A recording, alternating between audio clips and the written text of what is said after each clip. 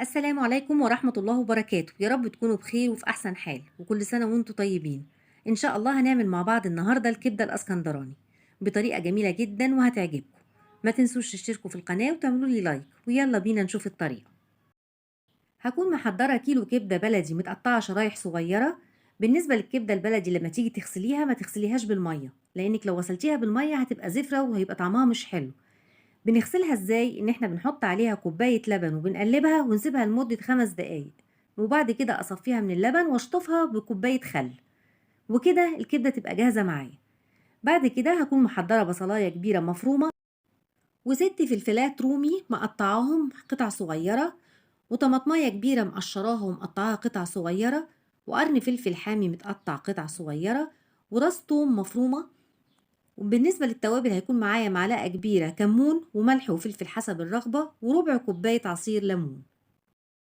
هجيب الحلة واحطها على البوتاجاز وهنزل بشوية زيت، وهسخن الزيت كويس جدا قبل ما انزل عليه بالبصل. الزيت خلاص سخن، هبتدي انزل بالبصل واقلبه لغاية ما يدبل. بعد كده هبتدي انزل بالثوم واقلبه مع البصل، لان دوت الثوم اللي انا مفرزناه في الفريزر. ابتدي اقلبه لغاية ما يدوب ويفك معايا ويندمج كله مع البصل. بعد كده هبتدي انزل بالفلفل الحامي، ولو انتي مش بتحبي الفلفل الحامي ممكن تستبعديه. وهنقلبه تقليبه، وبعد كده هبتدي اضيف الفلفل الرومي.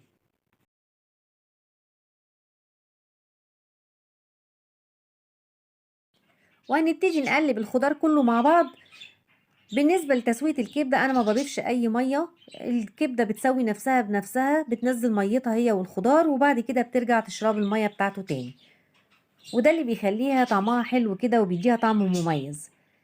خلاص بعد ما قلبنا هنبتدي ننزل بالكبده على الخضار، وهقلب الكبده مع الخضار. اثناء ما انت بتسوي الكبده والخضار والدنيا دي كلها بتسويها على نار عاليه، انت ما بتوطيش النار خالص. وهنفضل نقلب لغايه ما تحسي ان لون الكبده ابتدى يغير. هنبتدي بعد كده نضيف الطماطم عليها، والطماطم انا بقشرها علشان لما بتيجي تستوي يبقى طعمها حلو، ما تلاقيش القشر بتاعها في قلب الحله. وهبتدي انزل بربع كوبايه عصير الليمون، لان الليمون بيديله مزازه وطعم جميل جدا. وهقلبهم مع بعض، وهبتدي بعد كده اضيف التوابل بتاعتي.